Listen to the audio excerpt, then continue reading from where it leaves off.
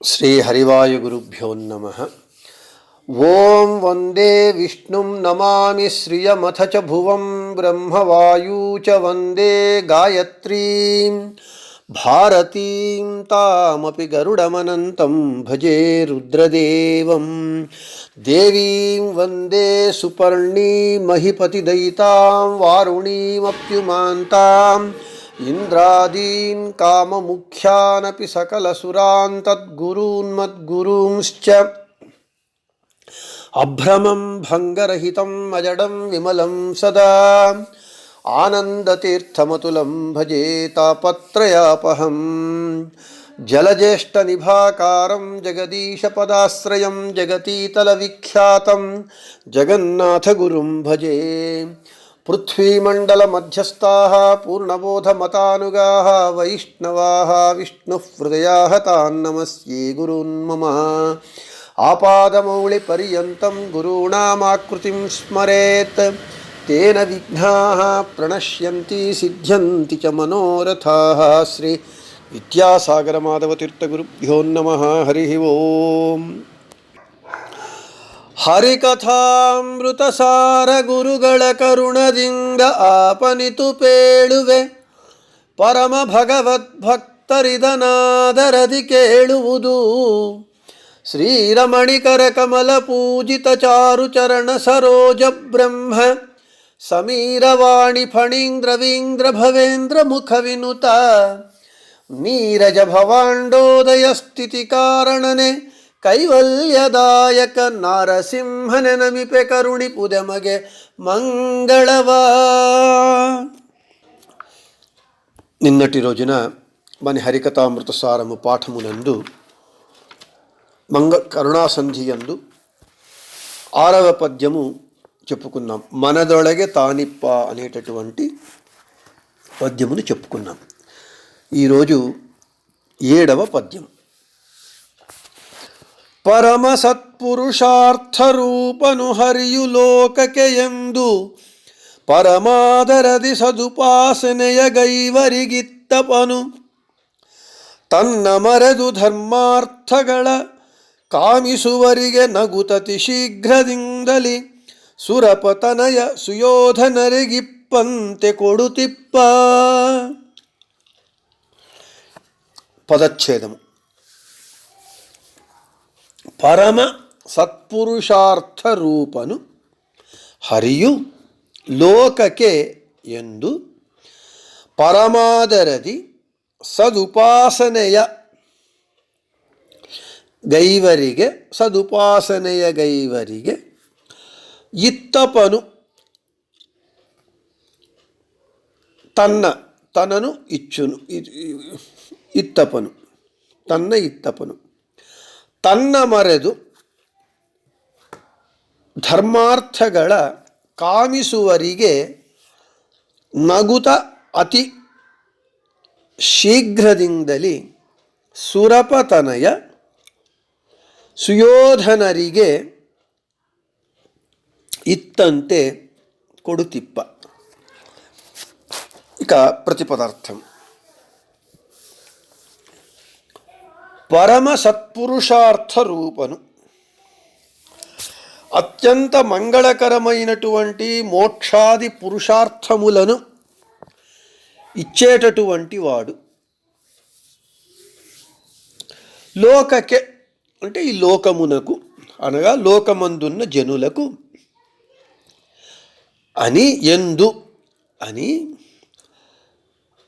అంటే పరమ పురుషార్థమైన మోక్షమును ఇచ్చేటటువంటి వాడు ఈ లోకమునందున్నటువంటి జనులకు శ్రీహరి అని పరమాదరది మిక్కిలి ఆదరముతో భక్తితో సదుపాసనయ గైవరిగే సదుపాసన చేసేటటువంటి వారికి తన్న అంటే తనను ఇత్తపను ఇచ్చును. తన్న మరెతు మరియు ఆ తన్న అంటే అతనిని భగవంతుని మరచి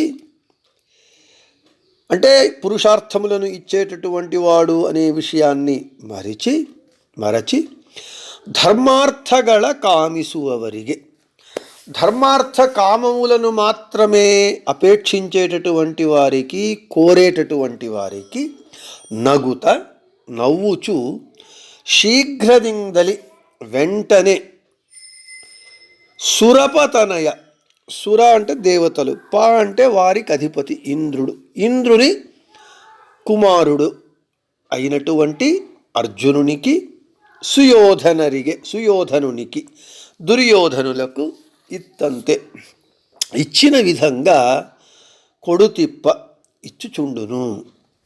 ఇది ప్రతిపదార్థం. ఇక తాత్పర్యము. పరమ పురుషార్థమైన మోక్షమే రూపుగొన్నట్లు ఈ లోకమునకున్నాడు శ్రీహరి. అంటే భగవంతుడు పరమ పురుషార్థరూపుడు అని ఎవరైతే భగవంతుణ్ణి భజిస్తారో, భక్తి చేస్తారో, సేవ చేస్తారో అటువంటి వారికి భగవంతుడు తనను తాను సమర్పించుకుంటాడట, అటువంటి భక్తులకు.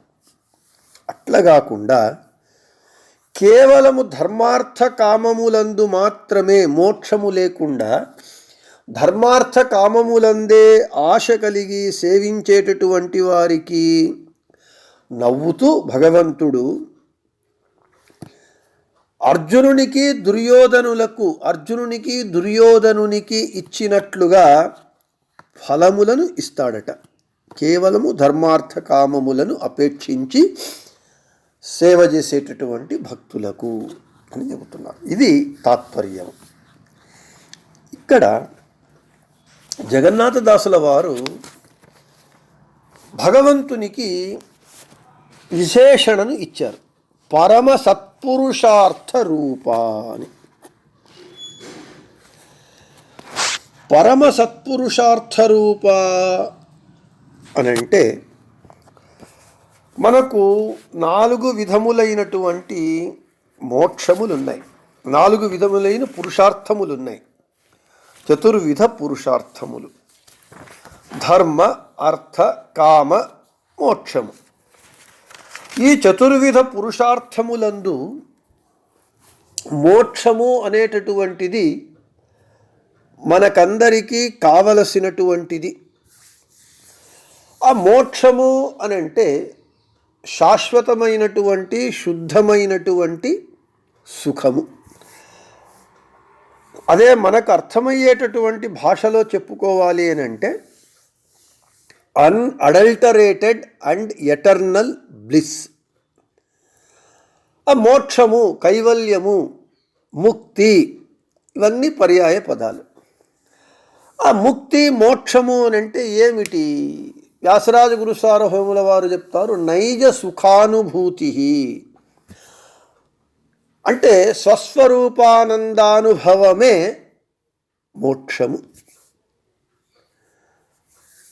ఆ స్వస్వరూపానందానుభవము మోక్షము అని అంటే ఆ స్వరూపానందము. స్వరూపానందం అంటే ఏమిటి?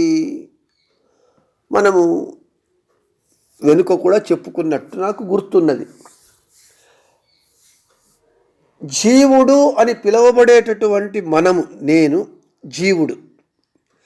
ఈ జీవుడు స్వరూపదేహము, దానినే ఆత్మ, స్వరూపదేహము, నేను అనేటటువంటిది జీవుడు.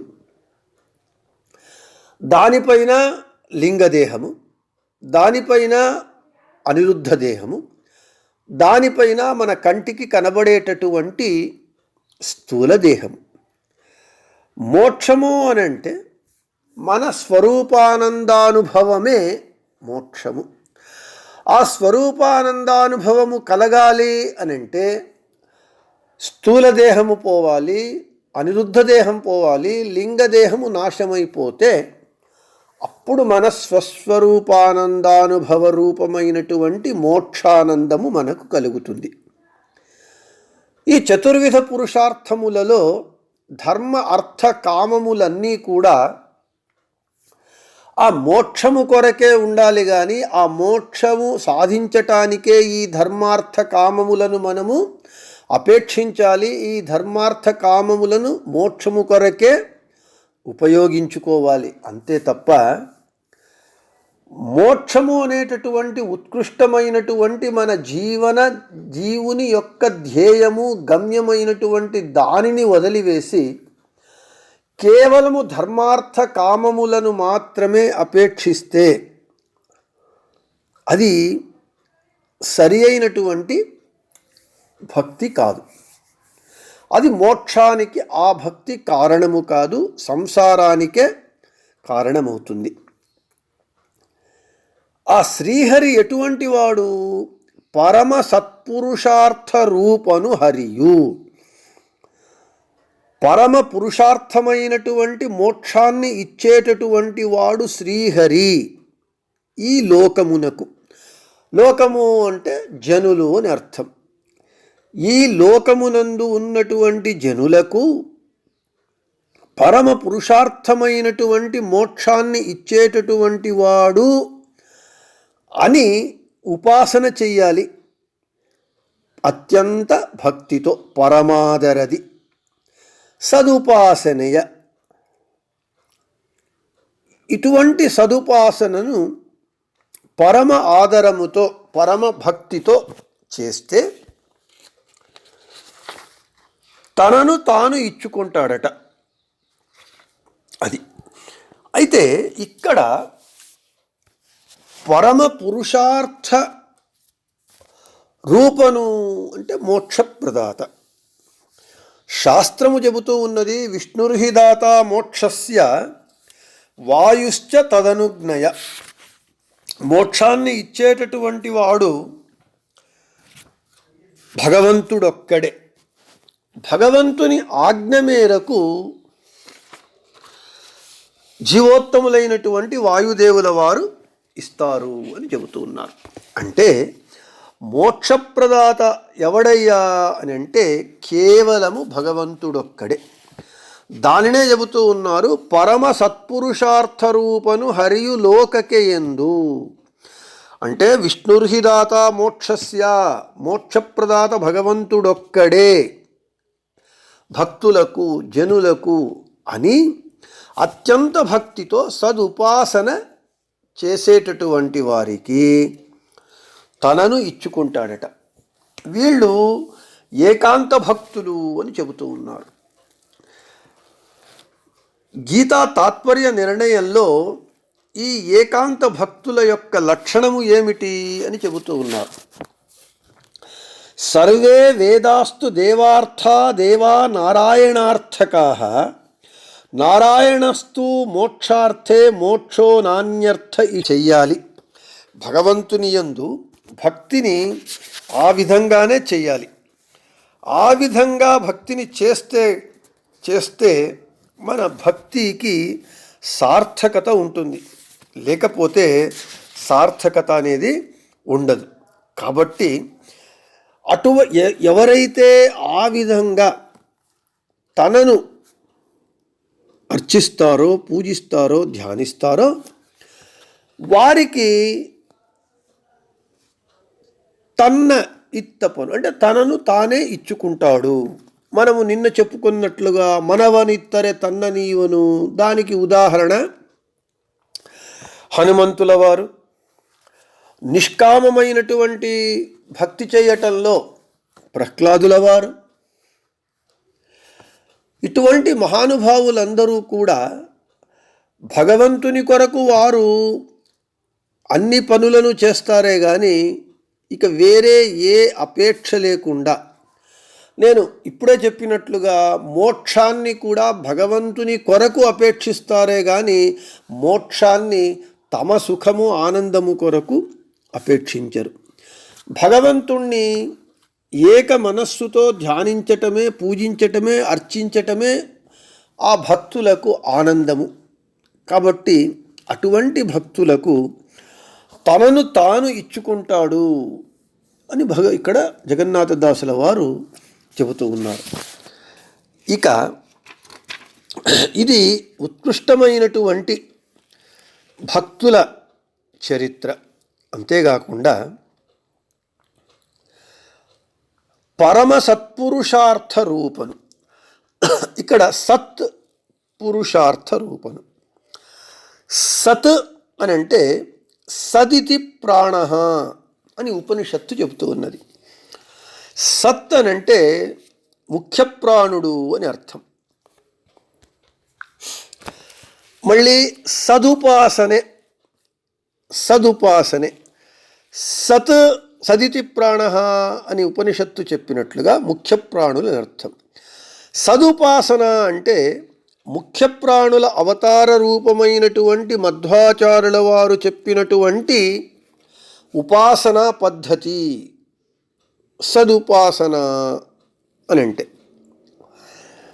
కాబట్టి ఇక్కడ పరమసత్పురుషార్థ రూపను, ఆ పరమసత్పురుషార్థ రూపుడైనటువంటి భగవంతుణ్ణి వాడే లోకమునకు ఈ సత్పురుషార్థములను, మోక్షమనేటటువంటి పురుషార్థాన్ని ఇచ్చేటటువంటి వాడు అని భక్తి శ్రద్ధలతో సదుపాసన అంటే ఇక్కడ ఒక అర్థము. ముఖ్య ప్రాణుల వారి అవతారమైనటువంటి మధ్వాచార్యుల వారు మనకు ఏ విధంగా భగవంతుణ్ణి ఉపాసన చెయ్యాలో, భగవంతుని యందు ఏ విధమైనటువంటి భక్తిని చెయ్యాలో అలా చెయ్యడము అనేటటువంటిది సదుపాసన అని చెబుతూ ఉన్నారు.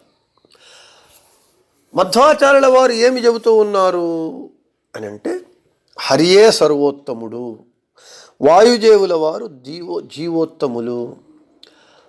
ఈశ దాస భావముతో భగవంతుని యందు భక్తి చేయాలి. ఈ జగత్తు పంచభేదములతో కూడుకొని ఉన్నది. ఈ జగత్తునందు తారతమ్యం అనేటటువంటిది ఉన్నది. ఇంకా ఒక్క మాటలో చెప్పాలి అని అంటే పురందరదాసుల వారు చెప్పినట్లుగా మధ్వమತದ ಸಿದ್ಧಾಂತದ ಪದ್ಧತಿ ಬಿಡಬೇಡಿ ಬಿಟ್ಟು ಕೆಡಬೇಡಿ, ಹರಿ ಸರ್ವೋತ್ತಮ ಹೌದೆಂಬೋ ಜ್ಞಾನವ ತಾರತಮ್ಯದಿಂದ ತಿಳಿಯುವ ಮಾರ್ಗ ಬಿಡಬೇಡಿ ಬಿಟ್ಟು ಕೆಡಬೇಡಿ. ఇది సదుపాసన. ఇది సదుపాసన అయితే అసదుపాసన అంటే సదుపాసన కానటువంటిది ఏది అని అంటే భగవంతుడు కాకుండా ఇంకొకరు సర్వోత్తముడు, విఘ్నేశ్వరుడు సర్వోత్తముడు, శంకరుడు సర్వోత్తముడు, ఇక ఎవరో సర్వోత్తములు అని తారతమ్యాన్ని మరచి మన కోరికలను క్షిప్రంగా అంటే శీఘ్రంగా ఎవరైతే మనకు తీరుస్తారో వాళ్ళే సర్వోత్తములు, వాళ్ళే దేవుడు అని పూజించేటటువంటిది అసదుపాసన. అది సదుపాసన కాదు. సదుపాసన అంటే హరి సర్వోత్తమత్వ తత్వాన్ని అంగీకరించి త్రికరణ శుద్ధితో మధ్వాచార్యుల వారు చెప్పినటువంటి ఉపాసన పద్ధతి ఏదున్నది అది సదుపాసన. ఎవరైతే ఆ విధంగా సదుపాసనను చేస్తారో వారికి తనను తాను ఇచ్చుకుంటాడట. పరమ పురుషార్థ రూపను హరియు లోకకే ఎందు పరమాదరది సదుపాసనయ గైవరిగిత్తపను తన్న. అటువంటి వారికి తనను తాను ఇచ్చుకుంటాడు స్వామి. దీనికి మనము నిన్న చెప్పుకున్నట్లుగా హనుమంతుల వారు వాడు అటువంటి భక్తిని భగవంతుణ్ణి చేశారు. ఏ విధంగా భగవంతుని యందు భక్తిని చెయ్యాలి అనేటటువంటి దానికి మనకు ఆదర్శ పురుషుడు ఎవరయ్యా అనంటే హనుమంతుల వారే. ఈ విధంగా సదుపాసనను చెయ్యాలి.